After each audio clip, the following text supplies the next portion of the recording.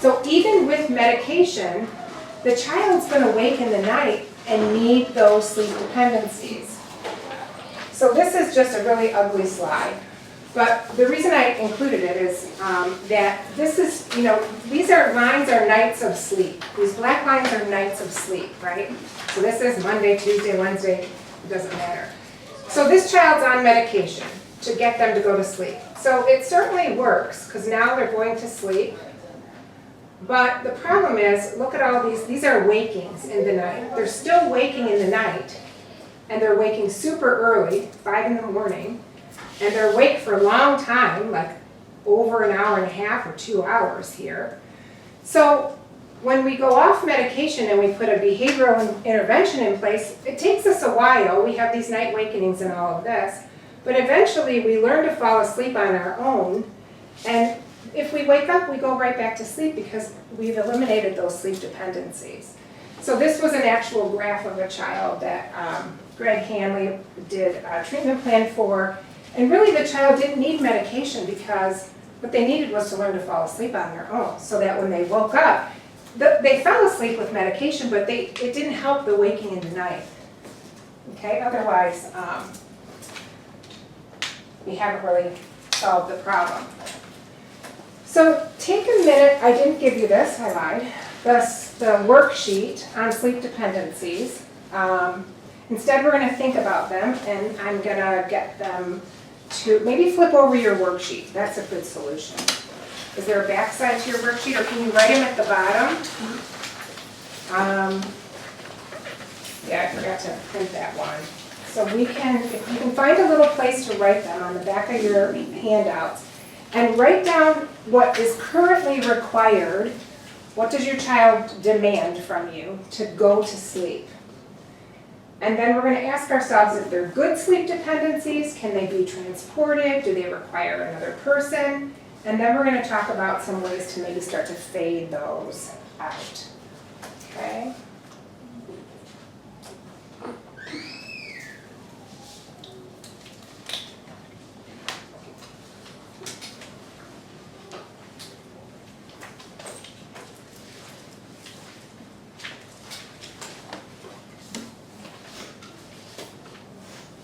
I'll tell you a story. I don't know, I'm such an oversharer, but you know what that is? Oversharer means they tell you too much details. So when my daughter was little, she had a lammy, a little stuffed lamb, and it was kind of woolly.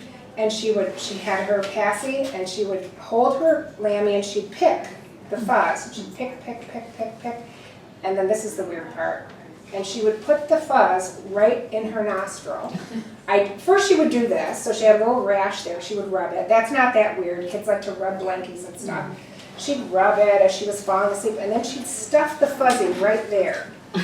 So my husband and I were like, who's on fuzzy duty tonight? We'd have to tiptoe in and pull the fuzzy out.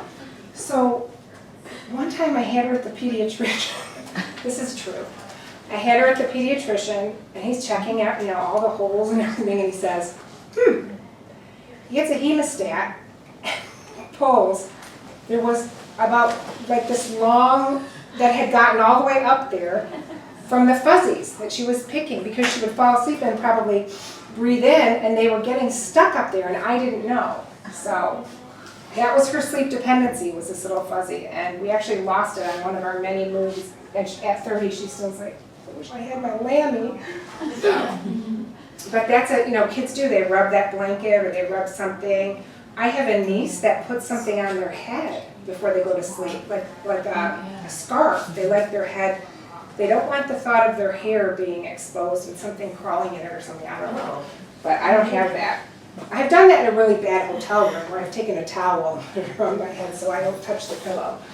All right, anybody have any sleep dependencies that they think are different than what we've talked about, or that they can't imagine eliminating? Yeah? That he's very alert while sleeping. As long as I am sleeping beside him, it's okay for him. I go out, he immediately understands Mama is not there.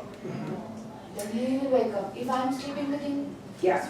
So then I guess it's what we would want is for you to decide if you want to be in there all night. If the answer is yes, then I think that's okay. If your choice would be to be able to leave and have him stay asleep, then we're going to talk about how we can make that happen. And that's called parent fading, and we're going to get to that. Yeah. Does anybody else have an example of a sleep dependency? That's either, nothing can beat the lammy fuzzies in the We nose. have a weighted blanket. Oh yeah, a weighted blanket. But he also sleeps with like a plastic dinosaur. Okay, plastic dinosaur. We've given up Yeah, on trying to yeah. cuddle it. Yeah, I think that's okay. If it's something you can take with you, it's okay. Yeah, yeah, Ariana is going through the different toys or plastic. yeah. So it's like every 10 days She has wants something another- different? Yes. So I think that's kind of nice because what I'm thinking is make her schedule, let's go pick your sleeping friend She doesn't and have want- she does, I bought her few, like we went to the mall and I got her one of those teddy bears that she felt. oh, the her stuff clothes, bear, yeah, stuff. yeah. Even choose her clothes and stuff. And every time I gave it to her, she was like, No, but so take the things, Sherry, that she has slept with, the little dinosaurs or whatever they are, and put them in a container. And so when she's just ready to get put to bed, let's go pick, what do you want to sleep with tonight? Let her pick, because if it's going to change every 10 days, once she's over it, put it back in the bin, because she might cycle through them. yeah. And it's always good to give her some power and choice about what she Or wants. sometimes it's like gloves that, Yeah, like examiner gloves or So I kind of- winter gloves. no, dishwasher gloves. Oh, right, yeah. So I mean, that's normal. She likes It's a that. little weirder than the fuzzy, Yes. just a little, but yeah. And so it kind of like scares me to show her, Oh, like, would she chew on it? Sometimes she does. She chews Yeah. on a blanket all the Yeah, time. that would make me nervous too. I think so, yeah. Yeah. It's probably worse than the fuzzies. Because if you chewed on that rubber and, yeah, that would be scary. All right, so sleep, so what I want to say now is, okay, your child has a sleep dependency. We'll use the rocking, because I think it's a good analogy, and we have several kids who are struggling with this. If I rock my child to sleep, now they wake up and I'm not there and they're not being rocked. They don't have the comfort of my body, they don't have that rhythmic motion. They're gonna start to engage in what we call sleep interfering behaviors. So these behaviors interfere with that behavior quietude, which is that state of just about to fall asleep. So what do we do when we wake up? Think of yourself. If I wake up and then I'm gonna fall back to sleep, I do so within a few minutes. If I don't, what do I start to do? I start to engage in sleep interfering behaviors. I start thinking about my day. I start worrying about the next day. I start worrying about if, my kids are gonna do this, or did my son do that, and, did I remember to pay the DTE bill, and, oh, I've got that PowerPoint on sleep coming up, maybe I'll just get up and work on it at 4 in the morning. Those are all things that are sleep interfering. They're not gonna help you fall asleep. You're gonna start to engage in behaviors. It's no different. When I pick up my phone and get on Facebook or I start checking my emails, it's no different than the child that gets out of bed and starts playing with their toys. We just have different toys, right? Or we go down and start sorting the laundry or doing something so that we at least feel productive. Those are what we shouldn't do. Why? Because those are going to reinforce our behavior of getting out of bed because we think, well, at least I got the laundry sorted. At least I checked my emails. So those are things that are going to actually perpetuate problem sleep for us as adults. So we might start worrying about life, getting up to do housework, watching Real Housewives of anywhere, except the Potomac. It just doesn't interest me, I don't know. But all the rest of them I'm in. The child is going to try to secure those sleep dependencies. They're going to find you. They're going to seek you out like a heat-seeking missile. And any other things. If there's nothing there, they may start to engage in some self-stim behaviors, just sitting in their bed vocalizing, stimming on their hands, scripting maybe to themselves. So the most common sleep interfering behaviors in children would be leaving their bed, calling out, playing or stimming in bed or talking to themselves. We talked about that. Remember, we don't want to reinforce anything that interferes with sleep if good sleep is our goal. So we want to be looking at what the child's getting out of those sleep interfering behaviors. So when a child starts to engage in these behaviors, what are the people around them doing? Are they giving them attention? Are they bringing in a cup of water or a little snack? Are they turning the TV on? Are they giving them some toys in their bed? The child might be doing this to get out of being in their bedroom and avoiding sleep altogether. So what we do in response to what the child's doing is going to have an impact on whether or not this gets better or worse. So unfortunately, the parent or caregiver is going to probably need to change what they're currently doing. Because if this is a problem, it's kind of evolved, right? And we've all been there. I combat crawled out of my daughter's room when I was 9 months pregnant. I had to kind of be sideways because I was so big. Because I just got in the habit of laying with her till she fell asleep. And then I couldn't undo it. And I had a baby coming and I'm thinking, how am I going to do this with a new baby? So I would like get down really low and then she'd be like, Mommy! I'm like, get back in the bed with my giant belly. And then I'd be like, I think she's asleep. Mommy! And I'd make it all the way to the door. Mommy! Come right back. So who's shaping whose behavior here? So we're going to have to stop doing some of the things we're doing, probably. And so we're going to have to be honest about, I can do this, or, you know, I'm not going to table this for a month till I get some other things in my life worked out and I'm really ready. Because consistency is going to be so important if we're going to have change occur. So all the caregivers have to be willing and able to adopt a new way of responding to sleep-related behaviors. So we want to think about what barriers might exist. So maybe one parent works night shift. Maybe one has their own sleep challenges. Maybe one has health concerns and they really need to be able to get a good night's sleep. Maybe one has really, you know, maybe someone's a brain surgeon and they have to be well rested. Let them get good sleep and let somebody else take it on. So perhaps one parent might say, you know, similar to when we do our potty training, we say we have a potty manager.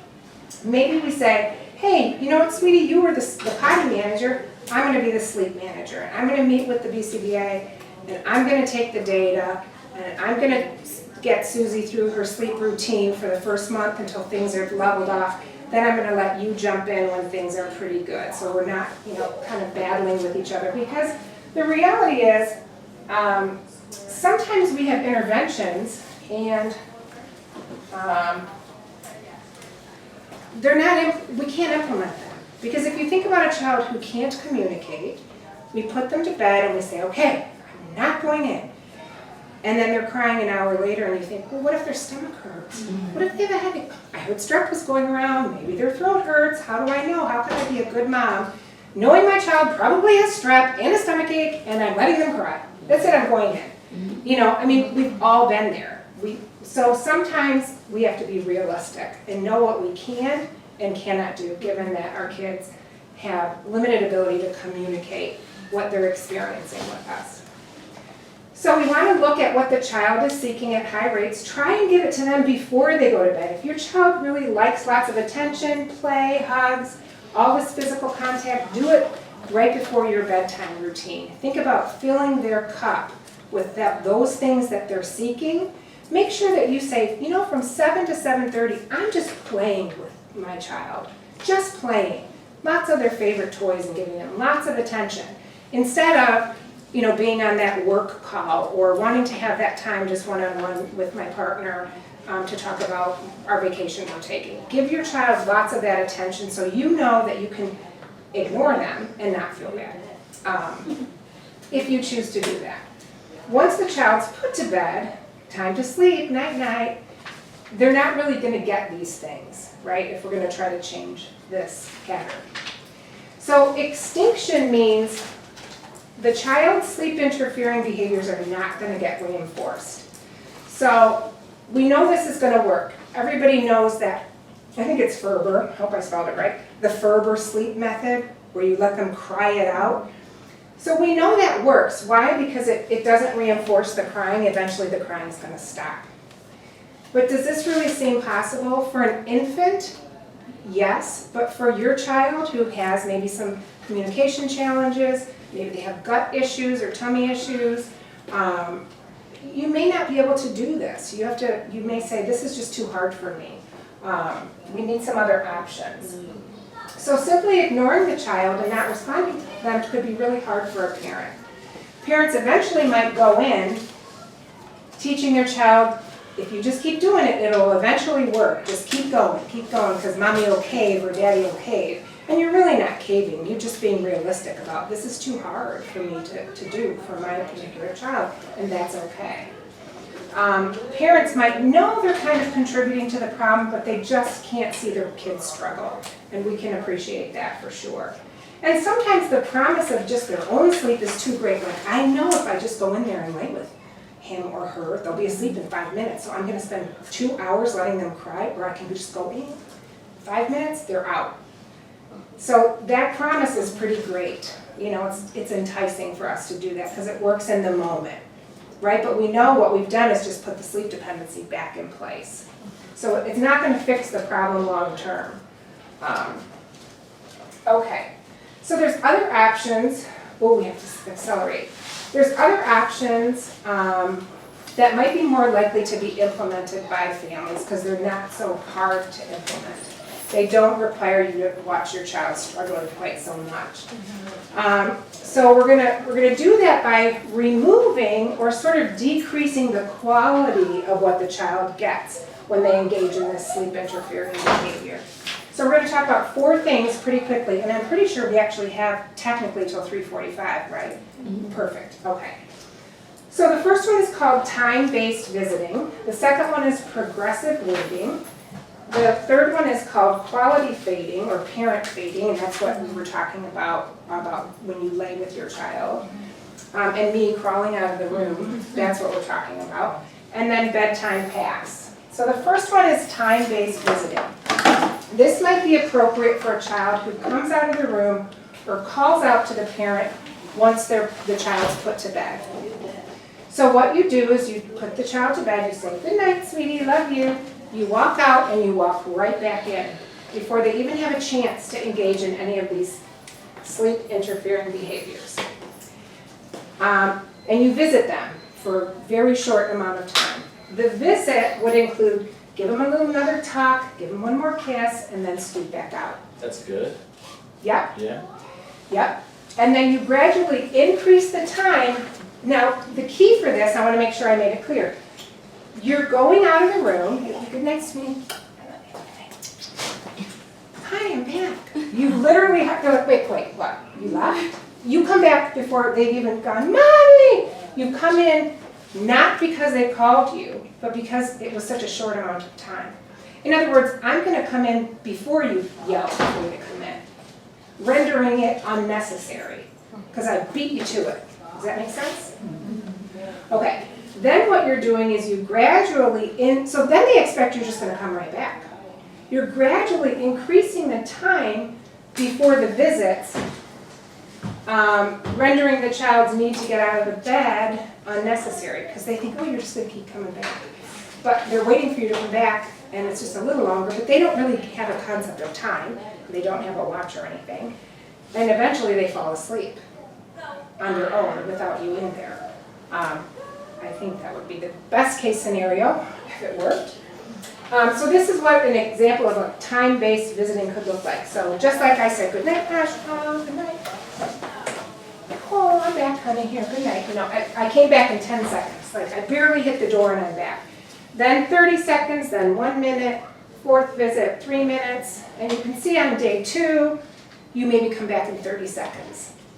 So the idea is that you're trying to get that attention in before the child starts calling out, getting out of bed, crying. Does that make sense? Okay. So this is time-based visiting.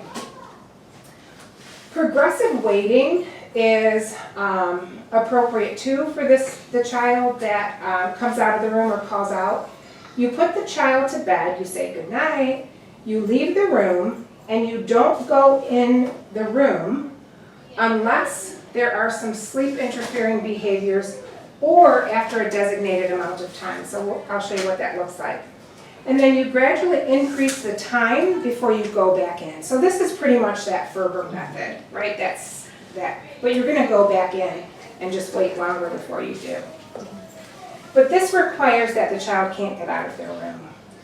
So some people put those things on the door. Oh, yeah. Some people I know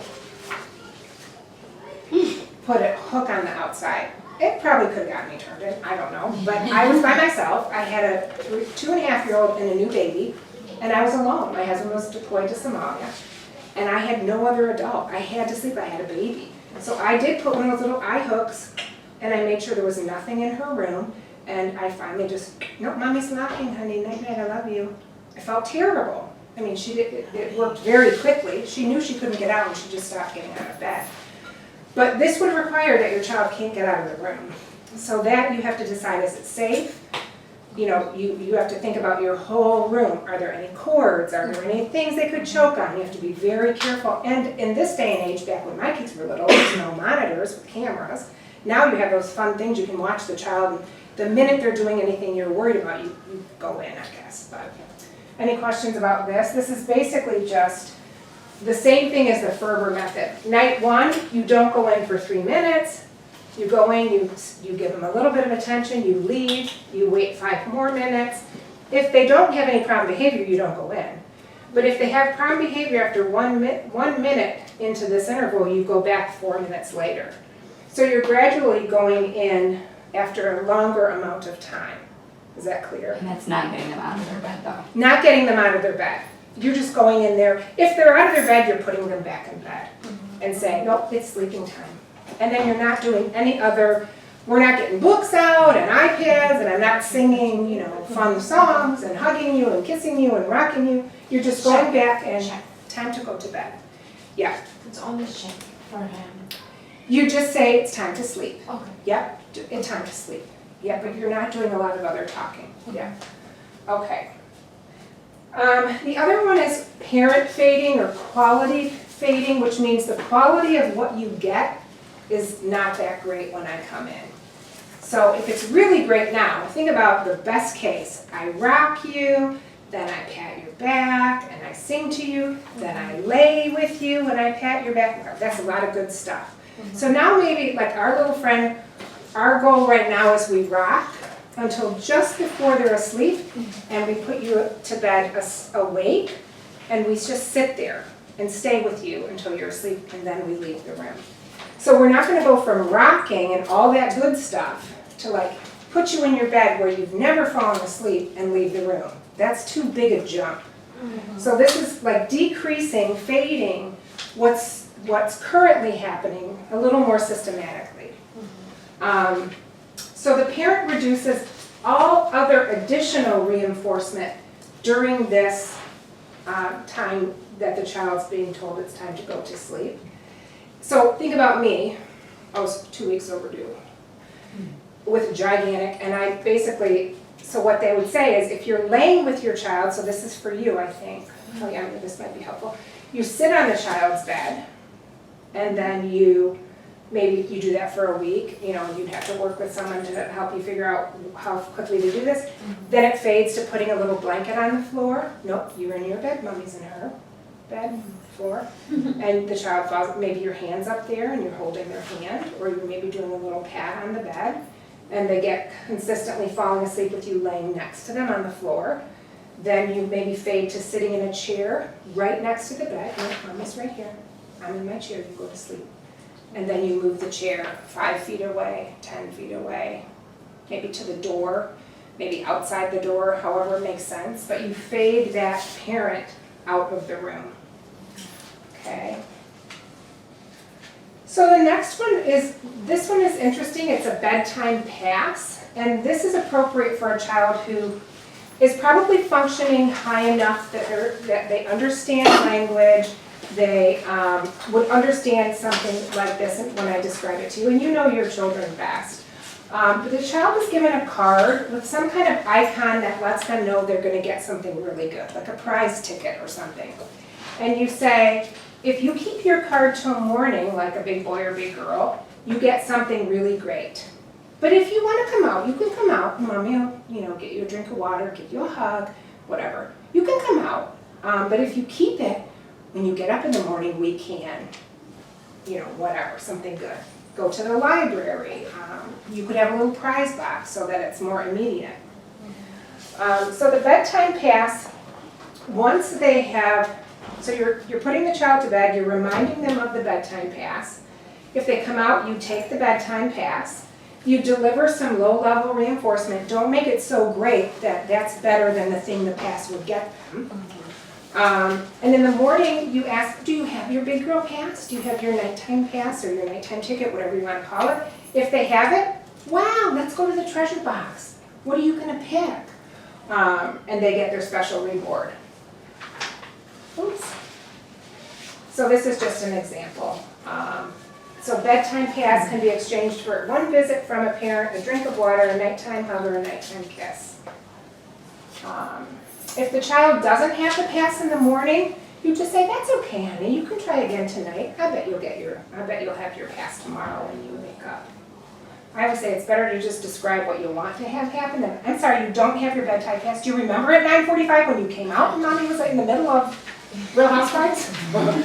You're just going to talk about what you want to see.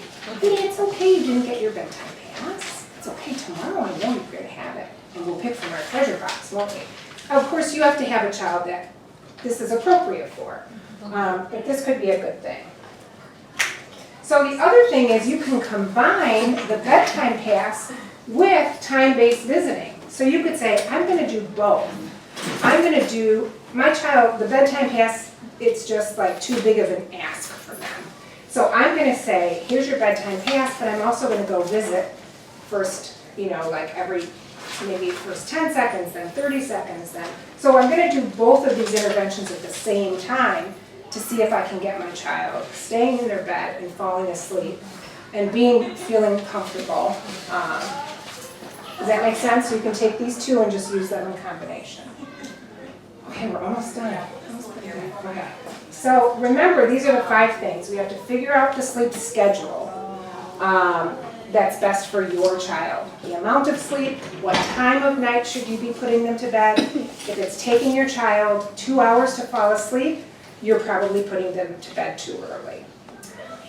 Establish nighttime routines in the form of a visual schedule. No matter where your child functions, this is a great strategy and one that will help, I think, immensely.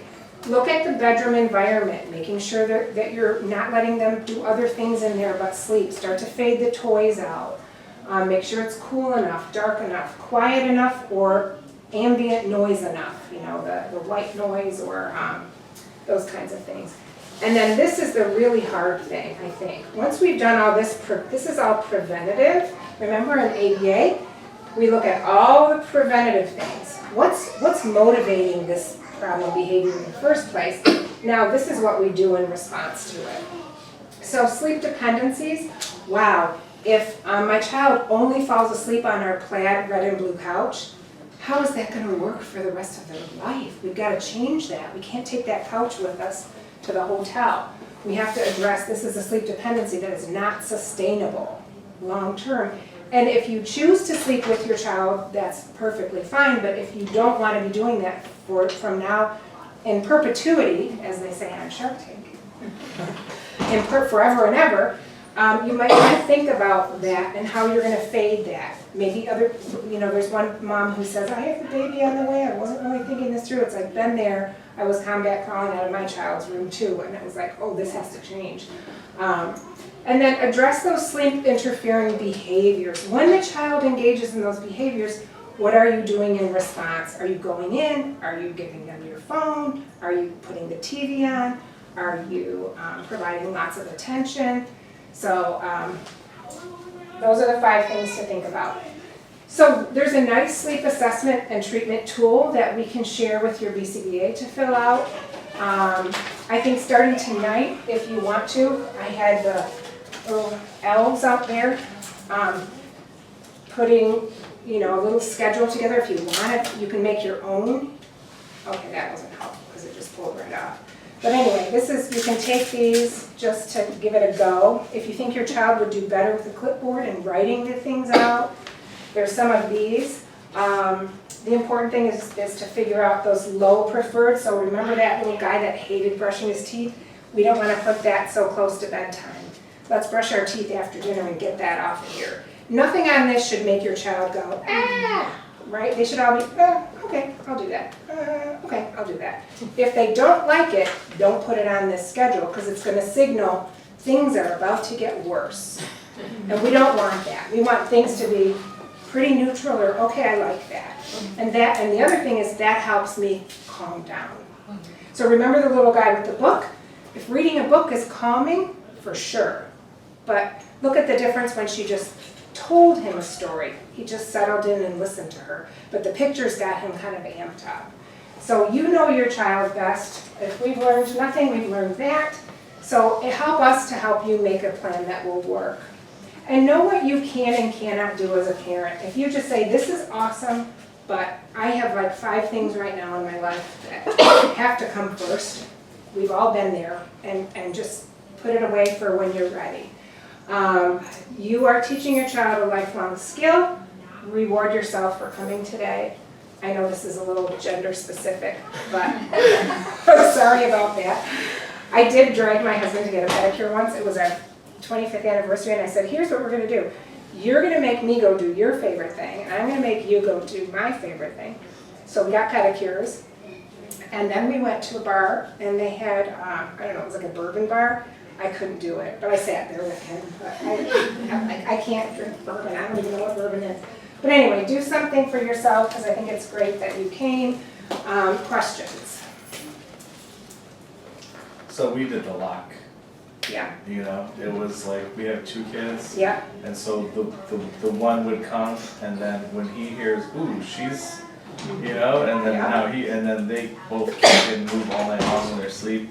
And it was like, I bought locks. Are they sleeping in the same room? No. Okay. They were in our room. Yeah. But, you know, we put them in their rooms, Yeah. and it was a fight between my wife and I for like Yep. a month or 2 where I had bought the locks. There's no way you're putting locks in. I'm like, I know. listen, The things you say you'll never do. Yeah, I was like, I don't care. It got to the point where I was like, are you ready? But here's the thing. If you've done all those other things, then you think that's a piece in a very big plan. But if you just don't change anything else, and you just put the lock on, it's probably not going to work, right? So hopefully that's, It was a rough week. yeah, It did work, yeah. you know? Well, that's what I mean. It will eventually work, but, Yeah. but we also want to make sure we do those other things. I would like just when he sleep over, fell asleep and open the door. Once he's asleep. Yeah. Well, right, if your child stays asleep once they're asleep, then that works. But if you have a child that wakes up in the night, they're coming right out.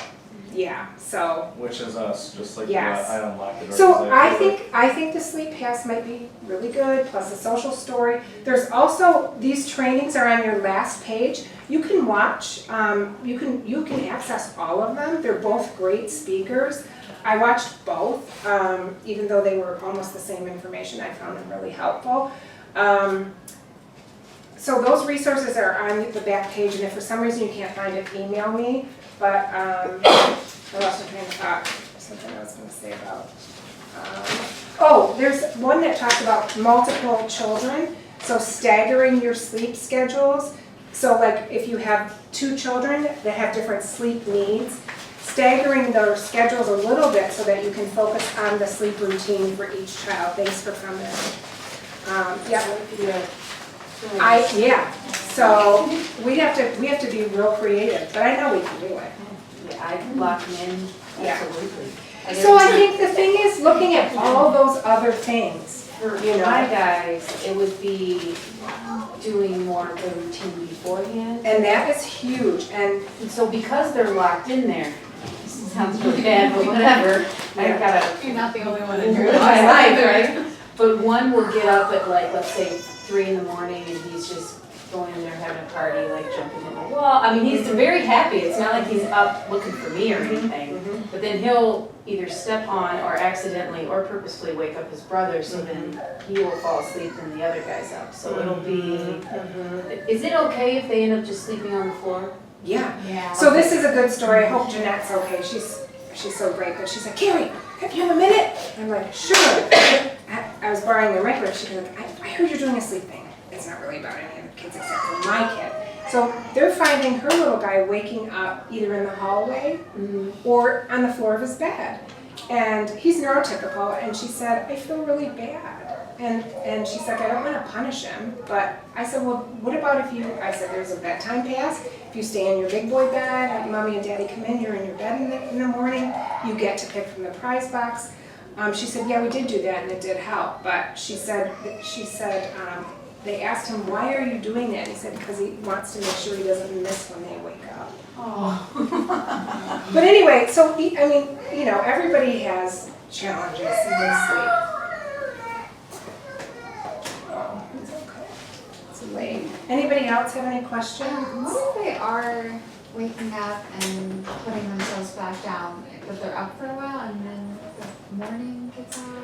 He puts himself back to sleep eventually, but it just seems like it takes so long. So that's still a problem though, because he's waking in the night and staying awake for what, an hour or more? Hours. Yeah, so I think, you know, somehow it could be that he's going to bed too early. Yeah. Maybe he's not gonna. 8, 9. Yeah, maybe he goes to bed early. What time does he go to bed? He's usually asleep by 8:30. And what time is he waking up? So if he doesn't wake up 7, Okay, but what if he does wake up? we have to go wake him up at 7. No, if he What wakes time up is in it? the Like, night, in the middle of the night, like if 2 he wakes up in the middle of the night, It's usually somewhere in between 1 and 3. It changes. so here's the other thing, you know, we Just talked even, all like, about, hitting the wall and stuff. yeah, so we talked all about behavior, right? There's other reasons kids might wake up than just behavior. So one thing that and this is why, you know, if we address everything from a behavior standpoint, and we're still scratching our head, we know the schedule is right, the number of hours you're expecting him to sleep is right, we're not going in and providing attention, there's no other toys in there, so we've accounted for nothing really great happening. Then we want to say, let's see if there's, you know, maybe a breathing issue. Does he maybe have big adenoids? Is he not sleeping that great? Because if you don't have good breathing, is he a mouth breather? He snores sometimes. Okay, so that's when you're sort of getting into that medical side, Okay. which is why it's really helpful for your medical and your behavioral people to be working together. Yeah. So if you have everything in place perfectly, from all of these sort of standpoints, your environment, your schedule, he's not getting anything good, it might be worth, you know, seeing a sleep person like at U of M and just say, boy, we're still not sure why he's waking. Because clearly it's not a full night's sleep. So some people say, oh, I put my child to bed at 7 and they wake up at 4. Well, that's 9 hours or whatever. And then and maybe that child just needs 9 hours. You know, we would think they need 11 or 10, but if they really function great on 9 hours, maybe you need to start moving that bedtime up to 9 o'clock or 9:30 and they sleep until 7. So there's a lot of playing around with schedules and times, but when I hear that, I think that probably needs somebody with expertise in sleep as a physiological thing that we do that requires us to be able to breathe well. My girlfriend was telling me her husband was seen for possible sleep apnea, and they said, we're just going to give you the thing you take to your house. A lot of times we can't tell much and you have to actually come back. She said they called at 7 the next morning and they said, your machine's on the way. You woke up 15 times the first hour you were asleep. He didn't even know, but he knew that he woke up tired every day. So they said, you're not breathing. You stopped breathing like 15 times the first hour of sleep.